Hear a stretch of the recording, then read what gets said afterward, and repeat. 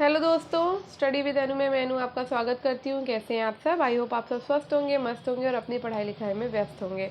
तो आज हमारा हिस्ट्री में टॉपिक है विविध मध्यकालीन भारत। और आज से मैं थोड़ा सा चेंज कर रही हूँ। चेंज ये कर रही हूँ कि अब ज़्यादा समय नहीं बचा है और मैं चाहती हूँ कि 1 अप्रैल से हम रिविज़न शुरू कर दें। तो अब जिस तरह से रिविज़न शुरू करने वाली हूँ, तो बाकी जो 2-4 टॉपिक हमारे अभी बचे हैं 30-31 मार्च तक, वो मैं सारे टॉपिक आपको अब मैं उसमें सोच रही हूँ कि आपको डिस्क्रिप्शन नहीं पढ़ाऊंगी, डायरेक्ट क्वेश्चन और आंसर्स करते हैं हम। क्योंकि अभी भी टॉपिक हमारे कम से कम 7 या 8 टॉपिक बचे, मुझे अभी ठीक से याद नहीं है, पर 5 टॉपिक तो हैं ही, इतना तो पक्का ही है, हो सकता है 8 टॉपिक भी हो। तो अब चूँकि ख़त्म करना है हमें मार्च के अंदर ही, और 1 अप्रैल से मैं रिवीजन शुरू कर दूंगी। और सबसे पहले मैं एशियन इंडियन हिस्ट्री कंप्लीट कराऊँ, नहीं, मैं सोच रही हूँ सबसे पहले हम मॉडर्न करते हैं, ठीक है। तो सबसे पहले हम मॉडर्न हिस्ट्री कंप्लीट करेंगे, उसके बाद हम एशियन पर आएंगे, ठीक है, और फिर मिडवल करेंगे बाद में, ठीक है। तो एशियन फिर मिडवल, तो मॉडर्न से मैं शुरू करूँगी। तो इसलिए अब क्वेश्चन आंसर्स फॉर्म में ही चलेगा, अब डिस्क्रिप्शन आपका रिवीजन में भी नहीं होगा। तो इसलिए मैं सोच रही हूँ अभी से शुरू कर देती हूँ, क्योंकि समय नहीं ज़्यादा बचा और मैं सोच रही हूँ कि है ना, जल्दी जल्दी हो जाए आपका। और इसमें भी आपके 100+ क्वेश्चन है, तो हम 100+ क्वेश्चन आज के आज ही ख़त्म करेंगे इसमें, ठीक है। तो चलो शुरू करते हैं आज की क्लास। तो अगर आप चैनल पर नए हैं तो स्टडी विद अनु को सब्सक्राइब कर लीजिएगा, बेल आइकन को प्रेस कर लीजिएगा। और जो लोग चैनल पर नए हैं उनको मैं बता देती हूँ, ये आपकी मेन क्लास चल रही है GIC के लिए, TGT PGT के लिए, ठीक है। और इसके अलावा भी अगर आप किसी और एग्ज़ाम की तैयारी कर रहे हो तो ये क्लास उस चीज़ के लिए, ठीक है। मैं कितना गंदा लिखती हूँ ना मैं तो उसके लिए है। तो अगर आप किसी भी टीचिंग एग्ज़ाम की तैयारी कर रहे हो तो ये क्लास आपके लिए है। GIC की कर रहे हो तो, और अगर आप TGT की कर रहे हो तो, अगर आप PGT की कर रहे हो तो, UGC नेट की कर रहे हो, या फिर JRF की कर रहे हो, या फिर DSSB KVS NVS की कर रहे हो, तो क्लास आपके लिए, ठीक है। चलो अब शुरू करते हैं, बातें बहुत हो गई, समय ज़्यादा बर्बाद नहीं करेंगे। अगर आपने इससे पहले की क्लासेस नहीं देखी तो आपको डिस्क्रिप्शन बॉक्स में आपको प्लेलिस्ट मिल जाएगी, आप वहाँ से जा करके देख सकते हो, ठीक है। तो क्लासेस बहुत टाइम से चल रही हैं और मैंने पूरा टॉपिक वाइज कराई है। अभी तक 100 क्वेश्चन करा रही थी, लेकिन अब लास्ट में हम जो है ना थोड़ा जल्दी जल्दी कर रहे हैं और 100 से ऊपर क्वेश्चन कर रहे हैं। तो आज ये पूरा का पूरा ख़त्म करेंगे। इसमें 125 क्वेश्चन है, विविध मध्यकालीन भारत वाले टॉपिक में, तो हम पूरा खत्म कर लेंगे, ठीक है। चलो शुरू करें। विद्वान विद्या चक्रवर्तीन का संरक्षक कौन था? तो विद्वान विद्या चक्रवर्तीन का जो संरक्षक है वो है आपके वीर बल्लाल तृतीय, ठीक है। नेक्स्ट है, निम्नलिखित में से कौन सा तथ्य अब्दुल कादिर बदायूनी के बारे में सही नहीं है? तो अब्दुल कादिर बदायूनी एक कट्टर सुन्नी इतिहासकार था, ये सही है। उसकी पुस्तक मुंतखब तवारीख का प्रकाशन अकबर की मृत्यु के बाद हुआ, ये भी सही है। उसने अकबर की धार्मिक नीति की गलत व्याख्या करी, ये भी सही है। वो दीन इलाही की धारणा के प्रति उदार था, ये आपका कथन गलत है, ठीक है। नेक्स्ट क्वेश्चन है, फारसी शोध तजकीरा पीर हस्सू तेली और इसके लेखक के संबंध में निम्न से कौन सा कथन सही है? तो फारसी तजकीरा पीर हस्सू तेली पंजाब में जागीर के शासनकाल के दौरान लिखा गया है, ये गलत कथन है। लेखक सूरज सिंह का परिवार पेशे से व्यापारी था, ये सही है। उन्हें शेख सितरुल्लाह द्वारा तेली संत पीर हस्सू के प्रमुख शेख कमाल के पास उनका शिष्य बनाने के लिए ले जाया गया, ये भी सही है। और यह एक सूफी संप्रदाय था जो मलमातिया के नाम से जाना जाता था, उसमें हिंदू और मुसलमान दोनों शामिल किए जाते थे, ये भी सही है। तो आपका 2, 3 और 4 ऑप्शन राइट है, ठीक है। नेक्स्ट क्वेश्चन है, बुरहानपुर शहर के संस्थापक नासिर खान किस वंश के थे? तो बुरहानपुर शहर के संस्थापक नासिर खान जो थे वो खानदेश के फारूकी वंश का था, ठीक है। नेक्स्ट क्वेश्चन है, सूची 1 से हमें सूची 2 को मिलाना है, ठीक है। तो यहाँ पर भक्ति टेक्स्ट दिए हुए हैं और साथ ही साथ राइटर दिए हुए हैं, ठीक है। तो कबीर परचई के राइटर हैं, यानी कबीर परचई लिखी है अनंत दास के द्वारा लिखी गई है, ठीक है। और भक्तमाल की बात करें तो भक्तमाल के तो हम सबको पता है कि नाभा दास है, ठीक है। अगर हम विज्ञान गीता की बात करें तो विज्ञान गीता लिखी है केशव दास ने, ठीक है। और अगर हम भक्त विजय की बात करें तो भक्त विजय लिखी है महीपति ने, ठीक है। नेक्स्ट क्वेश्चन पे चलते हैं। 1623 से 24 में निम्न में से किस यात्री ने कैम्बे में परिंदों का अस्पताल देखा? जहाँ कुछ लंगड़े बीमार बिना जोड़े वाले परिंदे और कुछ छोटे छोटे अनाथ चूहे देखे। उसने लिखा कि एक संभ्रांत सफ़ेद दाढ़ी वाला बेहद बूढ़ा इंसान उन्हें पेटी में रुई के बीच में रख रहा था और उसकी नाक पर ऐनक चढ़ा हुआ था और वो चिड़िया के पंखों की सहायता से उन छोटे चूहों को दूध पिलाने की कोशिश कर रहा था, क्योंकि वे अभी इतने छोटे थे कि और कुछ नहीं खा सकते थे। और जैसा कि उसने कहा कि उसका इरादा ये था कि बड़ा होने पर वो उन्हें मुक्त कर देगा, फिर वे जहाँ चाहे वहाँ जाए। तो ये आपका जो यात्री के बारे में है, वो है आपके पिएत्रो देला वेले। पिएत्रो देला वेले के बारे में ये बात कही गई है। ठीक है, नेक्स्ट है सूची, पुस्तक और विषय वस्तु को हमें मिलान करना है। ठीक है, तो निज़ामी अंजुम, निज़ामी अंजुम किसने लिखी? तो निज़ामी अंजुम लिखने वाले हिंदू फलित जोशी। कौन है? हिंदू फलित ज्योतिष। ठीक है, तुहफतुल हिंद, तुहफतुल हिंद लिखी है हिंदू छंदशास्त्र और अलंकार ने।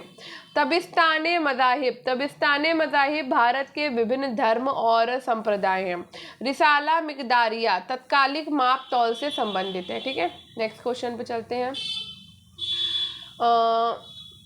भारत आने वाले विदेशी यात्रियों में निम्न में से कौन पुर्तगाली नहीं था? तो यहाँ पे बरबोशा पुर्तगाली हैं, वास्को डिगामा भी पुर्तगाली थे और नुनुई भी पुर्तगाली थे, लेकिन निकोली कोंटी जो था वो एक इतालवी यात्री था, पुर्तगाली नहीं था। ठीक है, व्यापारिक चौकियों का उल्लेख सर्वप्रथम किस मध्यकालीन ग्रंथ में लिखा गया है? तो व्यापारिक चौकियों का जो उल्लेख है वो तबकाते नासिरी में लिखा गया है।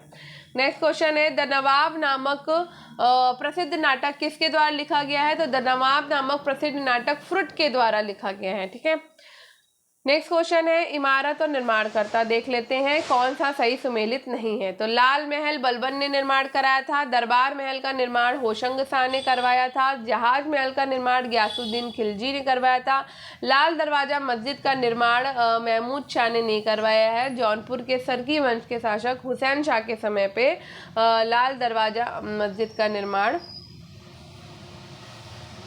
हुआ है। ठीक है, नेक्स्ट है ये क्या है? सूची 1 से सूची 2 को मिलाना है।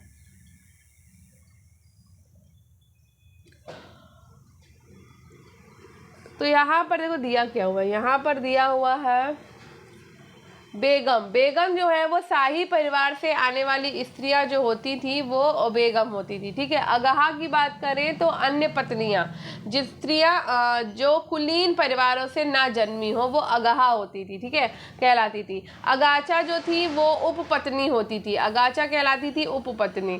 ठीक है, जिनकी स्थिति सबसे निम्न होती थी। ठीक है, बात करें ख्वाजा सर की, तो ख्वाजा सर जो है वो गुलाम हिंजड़े होते थे। ठीक है, नेक्स्ट क्वेश्चन पे चलते हैं। अमीर खुसरो के अनुसार किस अरब ज्योतिषी ने 10 वर्षों तक वाराणसी में रहकर ज्योतिष विद्या का अध्ययन किया था? तो ज्योतिष विद्या का अध्ययन करने वाले थे अबू माशर। कौन थे? अबू माशर। जौनपुर के सरकी वंश का अंतिम शासक कौन था? तो जौनपुर के सरकी वंश का अंतिम शासक था हुसैन शाह। कौन था? हुसैन शाह। जौनपुर के सरकी वंश का अंतिम शासक था हुसैन शाह। नेक्स्ट क्वेश्चन है मौलाना बरारी के द्वारा 1673-74 में लिखित वैज्ञानिक विश्वकोश का नाम क्या था? तो अक्ल-ए-असराह था। क्या था? अक्ल-ए-असराह। कुतुबन एक रहस्यात्मक प्रेमाख्यान के काव्य पुस्तक हिंदी में लिखी है, नाम बताइए। तो ये है मृगावती। कुतुबन की है मृगावती, वृंदावन लर्मा की है मृगनयनी, मलिक मंजन की है मधुमालती और मुल्ला दाऊद की है चंदायन।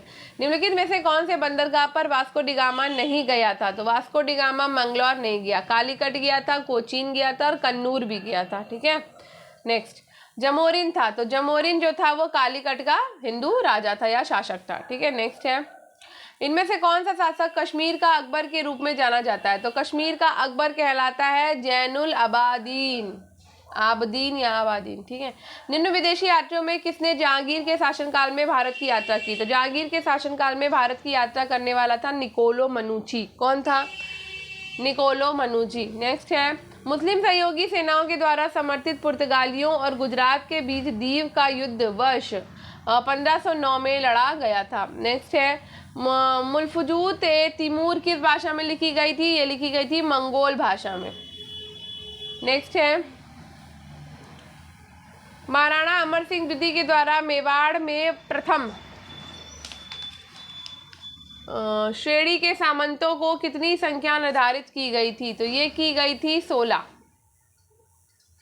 हीराबाड़ी का युद्ध निम्नलिखित में से किनके मध्य लड़ा गया था? तो ये मालदेव और दौलत खान नागौर के मध्य में लड़ा गया था। नेक्स्ट है आठपुर अभिलेख के अनुसार मेवाड़ के गुहिल किस स्थान से आए हैं? तो आनंदपुर से आए थे। ठीक है, नेक्स्ट है निम्नलिखित युग्म पर ध्यान दीजिए और नीचे दिए गए कोड की सहायता से सही विकल्प को चुनिए। ठीक है, तो सीताराम भाट, सीताराम भाट जयवंश महाकाव्यम से है। सदाशिव की बात करें तो ये है आपके राज रत्नाकर। जगजीवन भट्ट की बात करें तो अजितोदय जगजीवन भट्ट, एक सेकेंड, अजितोदय। और जीवधर विरचित की बात करें तो अमृत सार और ठीक है, अमृतसार, अमरसार, ठीक है, ये हो गया।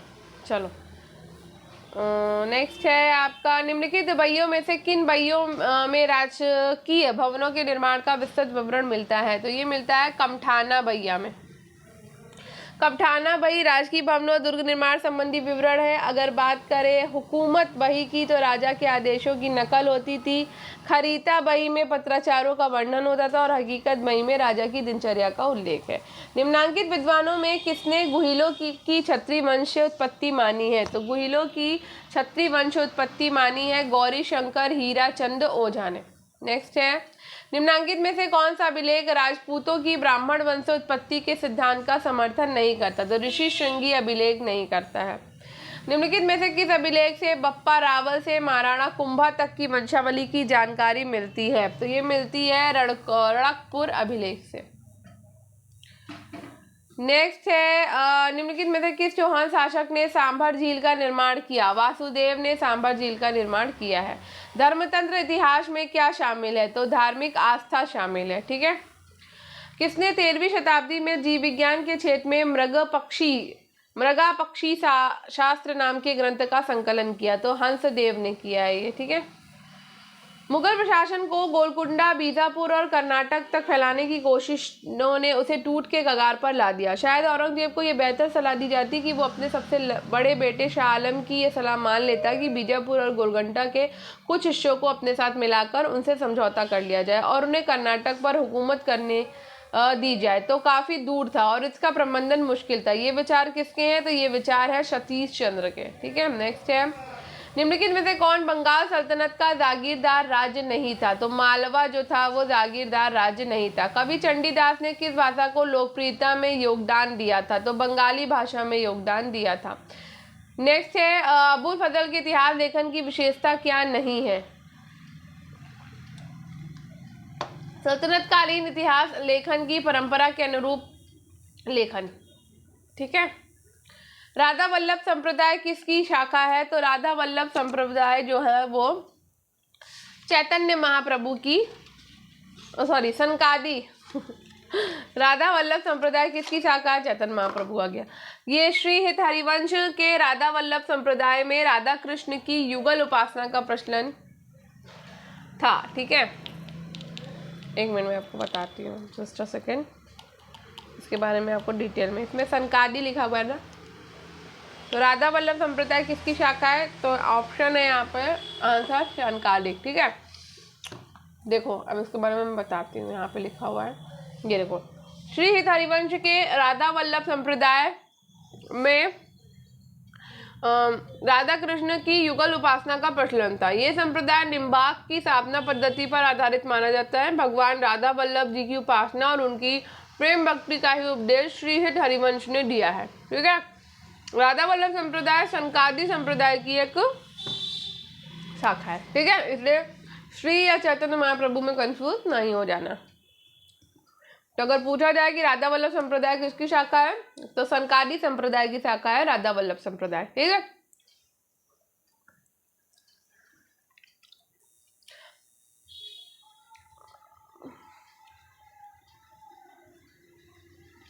चलो आगे बढ़ते हैं। मध्यकालीन दक्षिण भारत में बाजीगिरी क्या थी? तो बाजीगिरी गोरिल्ला युद्ध विधि होती थी। ठीक है, चंडी दी वार की रचना किसने की है? तो चंडी दी वार की रचना गुरु गोविंद सिंह ने करी है। चंडी दी वार की रचना। महाराष्ट्र के ऐसे संत जिन्हें भारत का पहला दलित कवि के रूप में जाना जाता है वे हैं, तो वे हैं आपके चौखा मेला। चौखा मेला जो है वो भारत के पहले दलित कवि के रूप में जाने जाते हैं। नेक्स्ट क्वेश्चन है, जीन बैप्टिस्ट टर्नियर के बारे में निम्न कथनों में से एक असत्य है।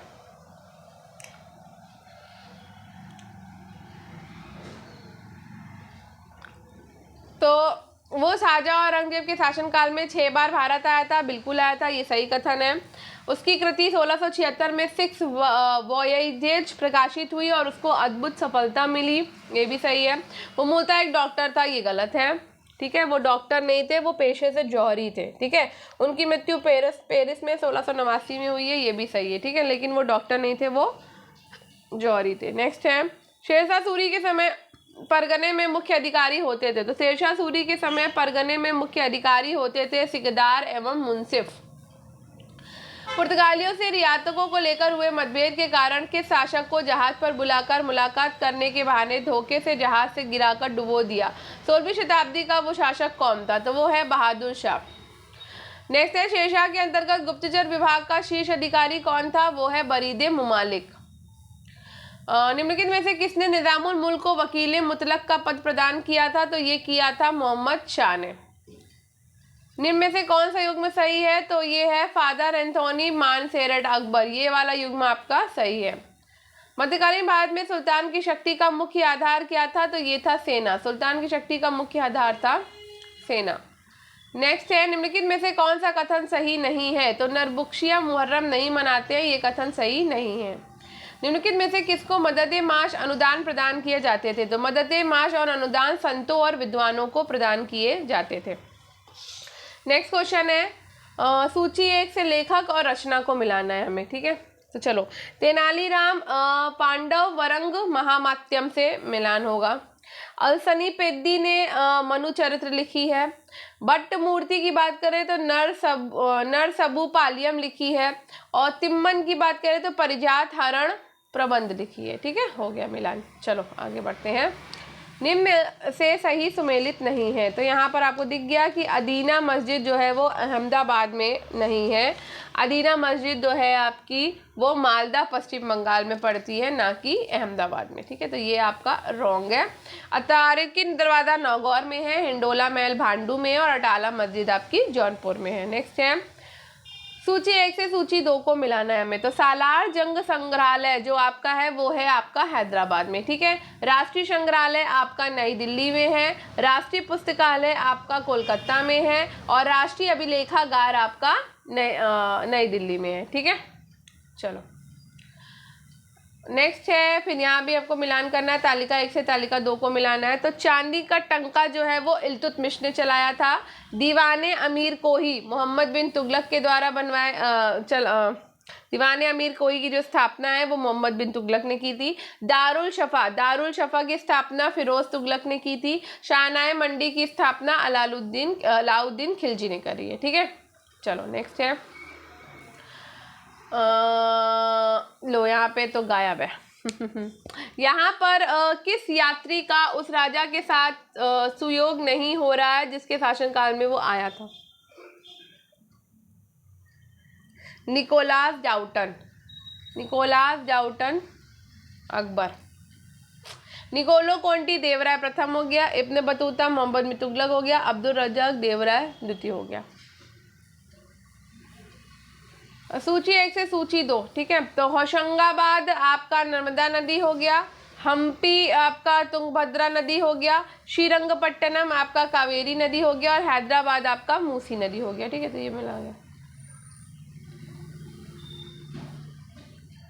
जोधपुर क्षेत्र हो गया हड़ौती। जयपुर हो गया आपका दुधानी। कोटा बूंदी हो गया मारवाड़ी और मथुरा बरसाना आपका हो गया ब्रिजभाषा।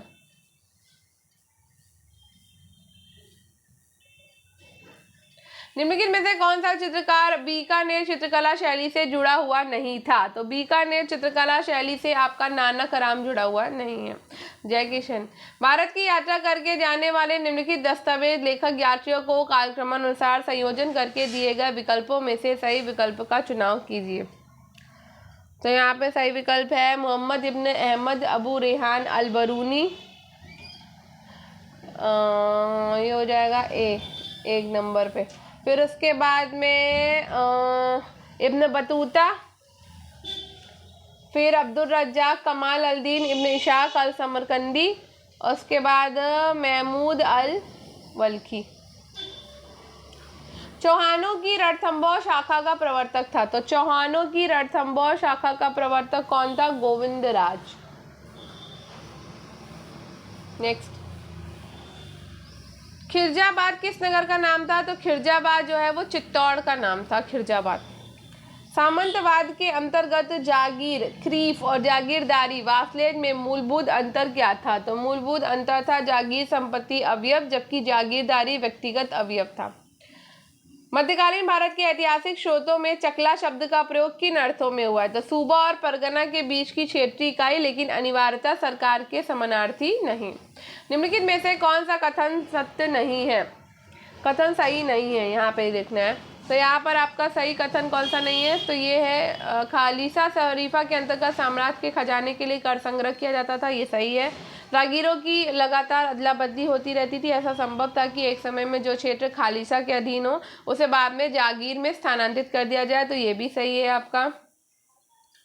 उसके बाद है जागीरों के आवंटन में जमींदारी की कोई भूमिका नहीं होती थी, ये भी सही है। मनसबदारों को नहीं, ये सही नहीं है आपका कि जागीरों के आवंटन में जमादामी की कोई भूमिका नहीं होती थी। मनसबदारों को नगद वेतन के बदले जागीर दी जाती थी, ये भी सही है। तो सी आपका गलत है, ठीक है। नेक्स्ट है संगीत के संबंध में निम्नलिखित में से कौन सा कथन सही नहीं है?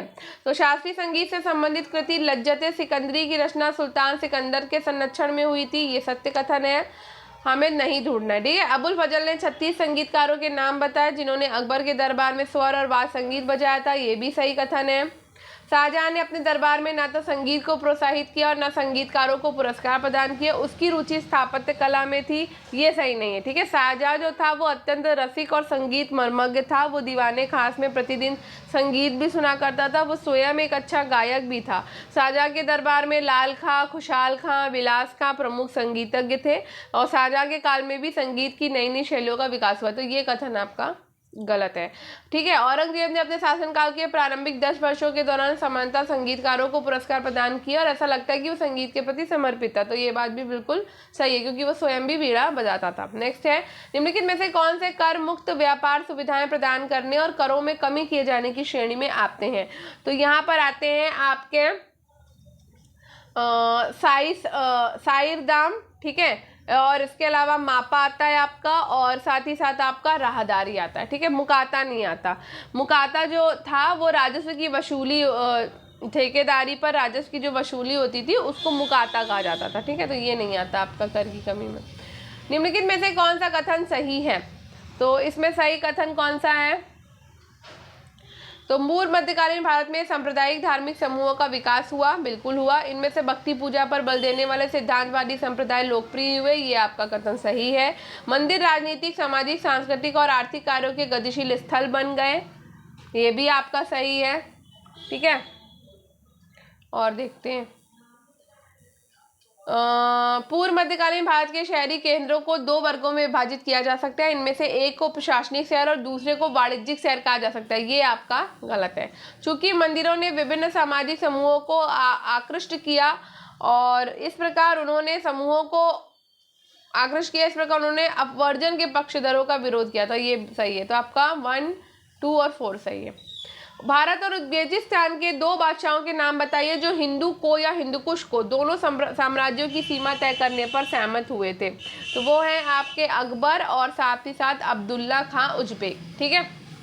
नेक्स्ट क्वेश्चन पे चलते हैं। सिखों के द्वारा मुक्त रसोई लंगर की अवधारणा कहाँ से अपनाई गई थी? तो लंगर जो है वो सूफी दरगाहों से अपनाया गया था, ये, ठीक है। नेक्स्ट है निम्नलिखित में से कौन सा कथन सही है? तो इब्न बतूता भारत में उत्पादित आम का बढ़ा चढ़ाकर वर्णन करता है, तो बिल्कुल करता है इब्न बतूता आम का बढ़ा चढ़ाकर वर्णन। वो गुठली बोलकर उसके उत्पादन का उल्लेख करता है, ये भी बात सही है।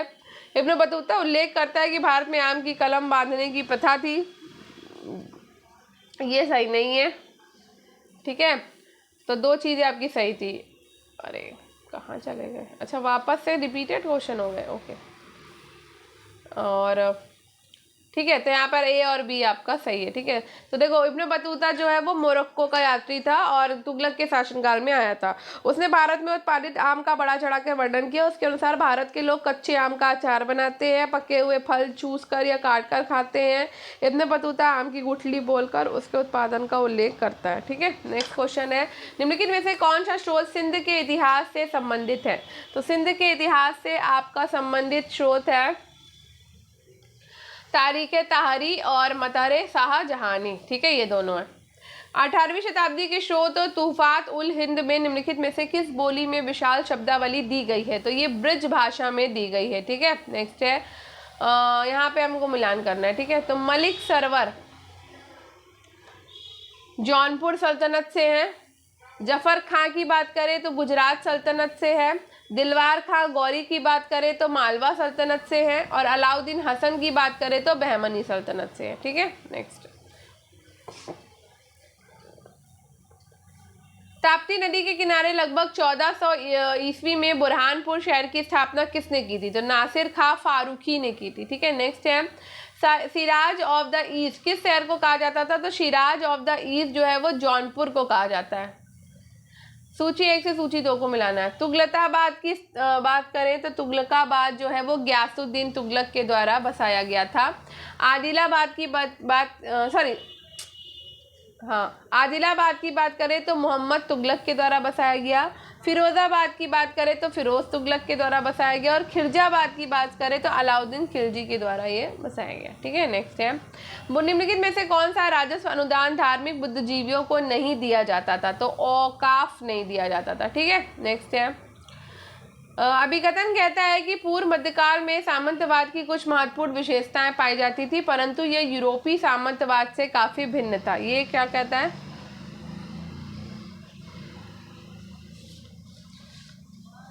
तो ये बिल्कुल भी सही बात है। ठीक है, दक्षिण भारत में पूर्व मध्यकाल शहरी विकास का काल था, जैसा कि शिल्पों, व्यापार संघों और शहरी केंद्रों के विकास से स्पष्ट है। ये भी आपका सही है। तो ए और आर दोनों ही सही हैं और व्याख्या खाली सही नहीं हो रही है। नेक्स्ट है, निम्नलिखित में से कौन सा युग्म सुमेलित नहीं है?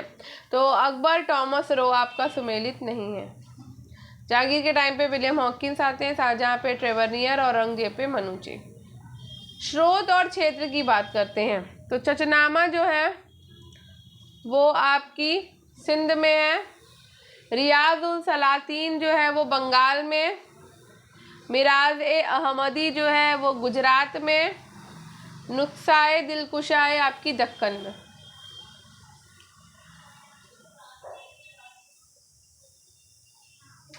निम्नलिखित में से कौन सी फारसी पुस्तक में कपास धुनने के चाप का प्रारंभिक साहित्यिक संदर्भ मिलता है? ये मिलता है कव्वाज लैक्सिकन ने।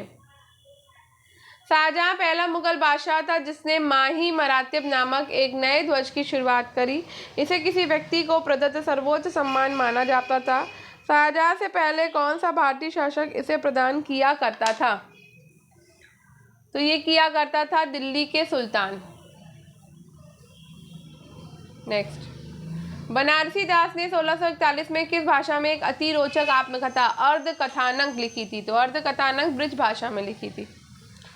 भारत में पुर्तगालियों के द्वारा प्राप्त किए गए स्थानों को उनके वर्षों में सुमेलित करिए और नीचे दिए गए कूट का प्रयोग कर सही उत्तर का चयन कीजिए।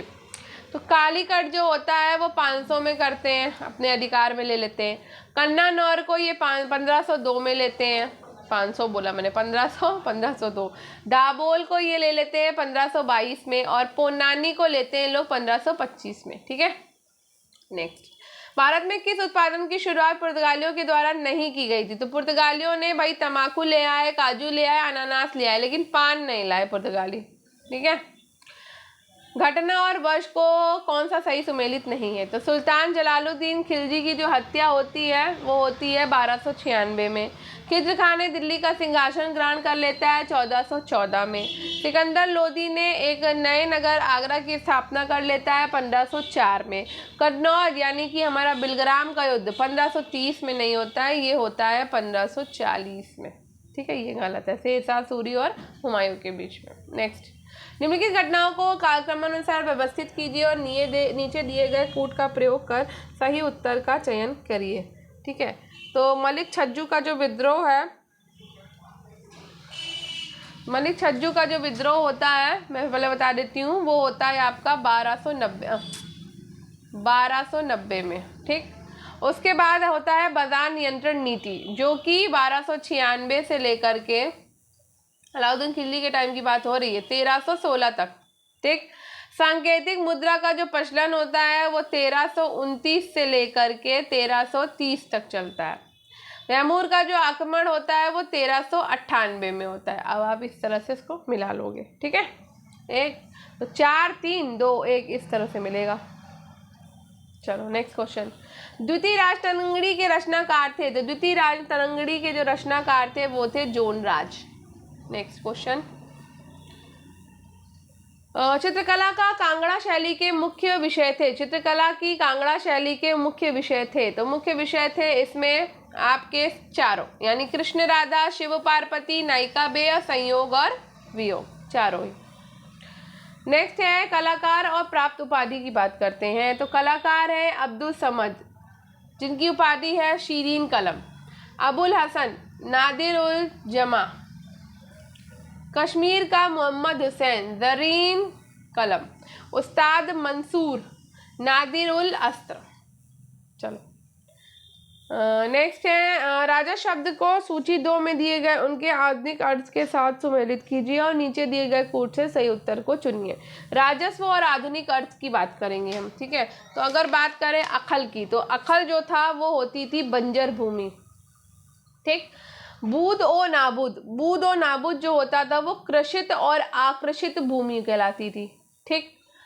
बात करें अगर इदरा राज की, तो इदरा राज जो था वो कर मुक्त भूमि अनुदानों से भिन्न वजीफा था।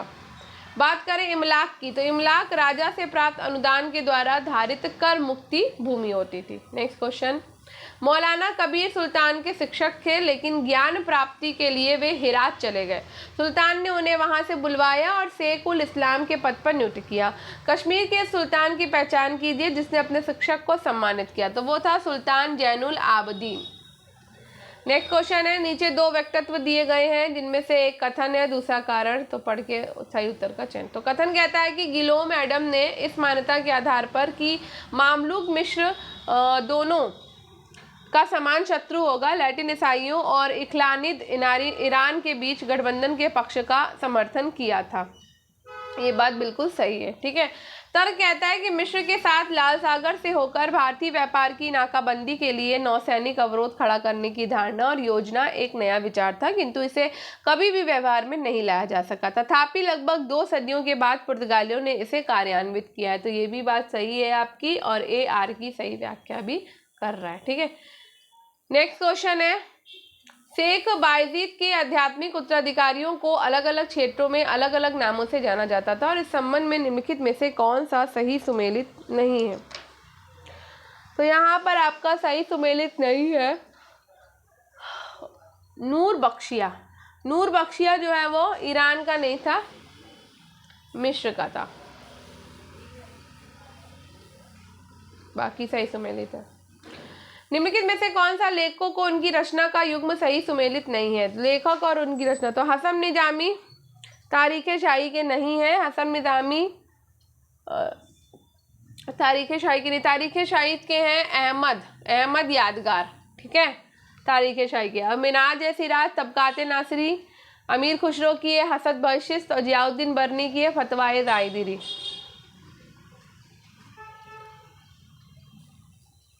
नेक्स्ट 2 व्यक्तित्व। कथन कहता है कि चंगेज खान के परिवार का अर्ध दैवी मूल और उसकी सफलता तथा जीवन व्रत ने उसके खानदान को प्रेरणा और रौब की वस्तु बना दिया था और उसने 16वीं सदी तक अपने परिवार की संप्रभुता अक्षुण्ण बनाए रखी। ये बात बिल्कुल सही है।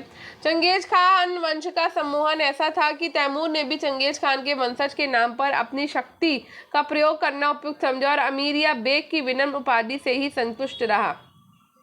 ये भी सही है। तो A और R दोनों सही है और RA की सही व्याख्या भी है, ठीक है। नेक्स्ट है, कश्मीर के व्यवस्थित शक शासकों को सही कालक्रम में व्यवस्थित कीजिए। तो देखो, सुल्तान हैदर शाह 1470 से लेकर के 1472 तक बैठते हैं। उसके बाद आते हैं सुल्तान हसन शाह 1472 से लेकर के 1484 तक बैठते हैं। उसके बाद आते हैं सुल्तान मोहम्मद शाह प्रथम 1484 से लेकर के 1486 तक बैठते हैं। उसके बाद आते हैं सुल्तान फतेह शाह जो कि 1486 से लेकर के 1493 तक बैठते हैं। ये हो गया आपका क्रम। तो 4 2 1 3। सूहा भट्ट ने सुल्तान पर इतना दबाव बनाया कि उसकी सलाह पर सुल्तान ने सभी ब्राह्मणों और शिक्षित हिंदुओं को आदेश दिया कि उन्हें मुसलमान बन जाना चाहिए और जो इस्लाम नहीं कबूल करना चाहते उन्हें देश छोड़कर चले जाना चाहिए। उपयुक्त कथन में फरिश्ता ने किस सुल्तान के बारे में यह जिक्र किया है? तो ये जिक्र किया है इसने कश्मीर के सुल्तान सिकंदर के बारे में। ठीक है, नेक्स्ट है, नीचे दिए गए कथनों से अभिकथन और तर्क देखिए। तो अभिकथन कहता है कि बंगाल के सुल्तान रुकनुद्दीन बरबक शाह प्रथम बंगाली साहित्य के महान संरक्षक थे। बिल्कुल सही बात है। तर्क कहता है कि बंगाली साहित्य के क्षेत्र में मालाधर बसु की महान उपलब्धियों को स्वीकार करते हुए बरबक शाह प्रथम ने उन्हें गुड़राज खान की उपाधि प्रदान करी। ये भी सही है। तो ए और आर दोनों सही है और आर ए की सही व्याख्या है। नेक्स्ट है, बल के अरब खगोलविद अबू माशिर ने भारत में 10 वर्षों तक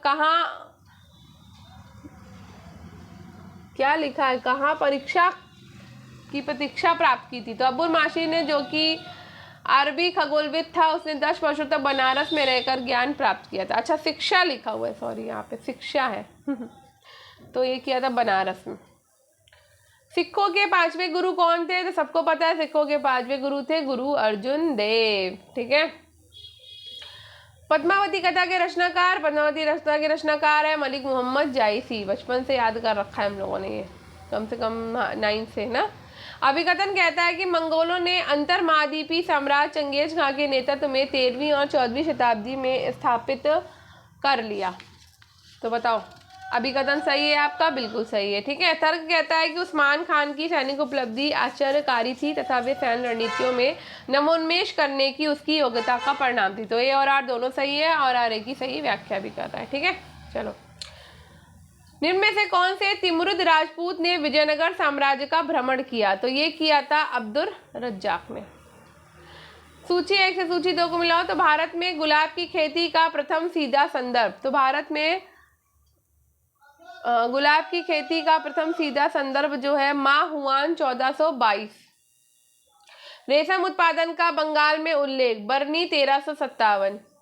बीज होने की भारतीय मशीन की प्रथम जानकारी बाम्बोसा 1516। गन्ने के भारतीय कोल्हू की प्रथम जानकारी करेरी 1695।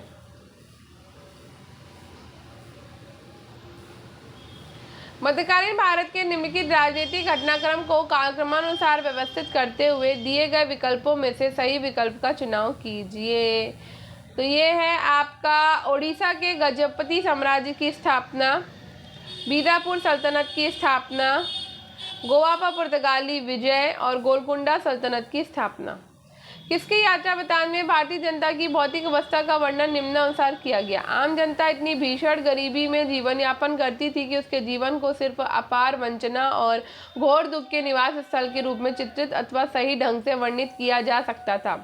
फ्रांसिस्को पेल्शर्ट का रेमांस स्ट्रेंटाइट। मतलब उन अनवार का लेखक अमीर खुसरो। महाराजा जयसिंह द्वितीय ने जंतर मंतर का निर्माण 5 स्थानों पर करवाया। उस एक जगह की पहचान करें जहां उन्होंने निर्माण नहीं करा। ये है अलवर। 1719 में फर्रुखशियर के पदच्युति के पश्चात किस दरबारी गुट ने सैयद भाइयों की शक्ति को समाप्त कर दिया था? तुरानी। बंदा सिंह को किस बादशाह के आदेश से मृत्युदंड दिया गया है? फर्रुखशियर के आदेश से। 18वीं सदी का वो कौन हिंदू शासक था जिसने 2 अश्वमेध यज्ञों का आयोजन किया था? आमेर के सवाई जयसिंह। 1556 में दिल्ली को खोने वाला हिंदू शासक कौन था? हेमू। मयदवी आंदोलन की अगुवाई कर रहे शेख अब्दुल्ला नियाजी और शेख अलाई का उत्पीड़न निम्नलिखित में से किसके शासनकाल में हुआ था? इस्लाम शाह सूरी के।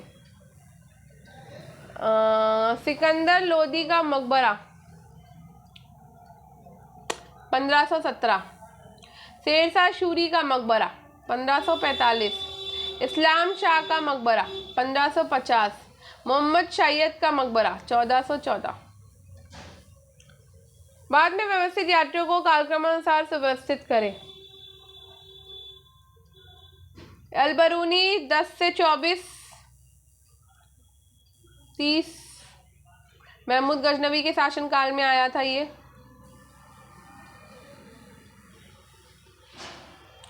सॉरी अलबरूनी की बात हो रही मैंने नीचे, ये गजनवी के शासनकाल में आया है, ठीक है, 24 से 30 के बीच में। इब्न बतूता 1333 में आए थे, तुगलक मोहम्मद बिन तुगलक के शासनकाल में। उसके बाद बात करें शिदी अली रईस की, तो 1556 में ये आए थे, किसके शासनकाल में, तो उस समय अकबर का शासन चल रहा था 56 में। फिर विलियम फिंच जो है वो 1608 में आते हैं और उस समय शासन चलता है जहांगीर का, ठीक है, इस तरह से होगा। मध्यकालीन भारत में कितनी किस्म की दर्शनी हुंडी होती थी, तो कितनी किस्म की दर्शनी हुंडी होती थी, ये होती थी 2 किस्म की दर्शनी हुंडी। तो हुंडी के 8 प्रकार होते हैं, इनमें से 2 दर्शनी हुंडी थी और हुंडी एक प्रकार का अल्पकालिक ऋण पत्र होता था। हुंडी का अर्थ होता है एकत्र करना। हुंडियों के कुछ निम्न रूप है, जैसे कि साजोग हुंडी, धनीजोग हुंडी, जवाबी हुंडी, नमजोग हुंडी। इसमें से साजोग और धनीजोग दर्शनी प्रकार की हुंडी थी। दर्शनी हुंडी जब हुंडी को देखने से ही उसका भुगतान देय हो जाता था। नेक्स्ट है, निम्नलिखित सूची से मुगल नीति के तत्वों की पहचान करके दिए गए विकल्पों से सही विकल्प का चुनाव करिए।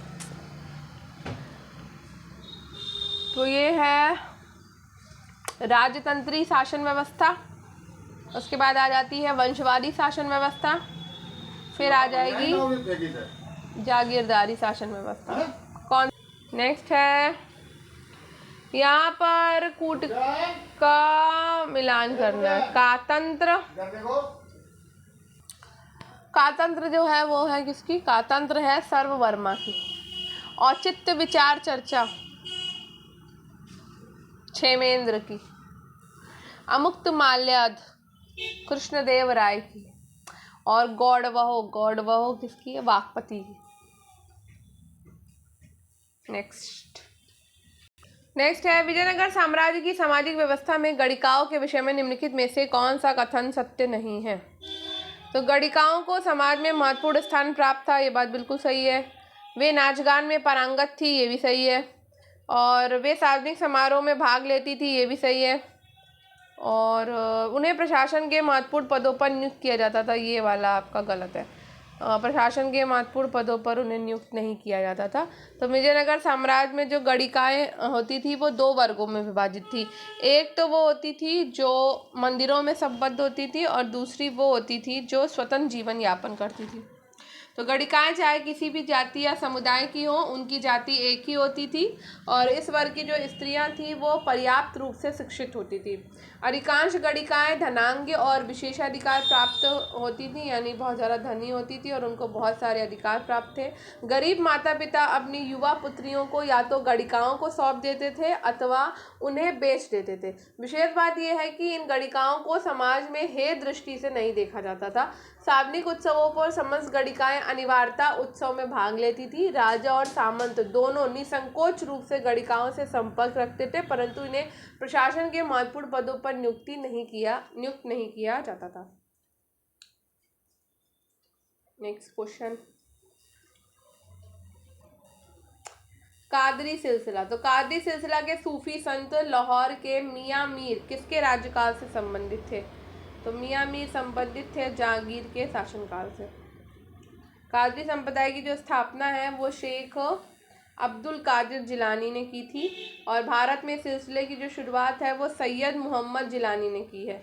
और इस सिलसिले के सबसे प्रसिद्ध संत जो हैं वो शेख मीर मोहम्मद थे, जहांगीर के राज्यकाल से संबंधित थे और इनका खानका लाहौर में स्थित था। खानका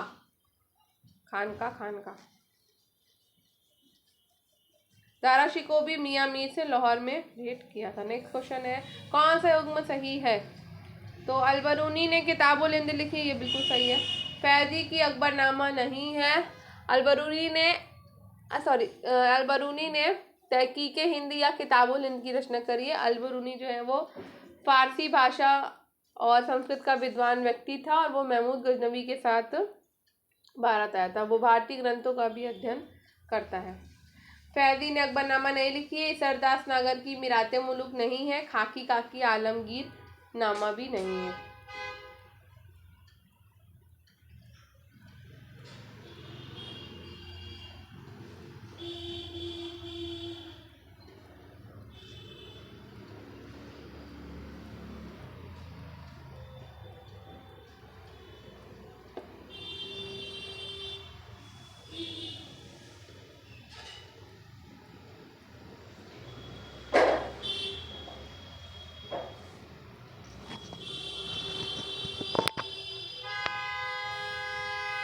निम्नलिखित स्मारकों का सही कालानुक्रम नीचे दिए गए कूट से चुनिए। यहाँ सही कालानुक्रम है, सबसे पहले आ जाएगा अढ़ाई दिन का झोपड़ा। तो अढ़ाई दिन का जो झोपड़ा है वो कुतुबुद्दीन ऐबक ने बनवाया था, ऐबक के समय पे बना था 1206 से लेकर 1210 के बीच में, ठीक है, ऐबक के टाइम पे।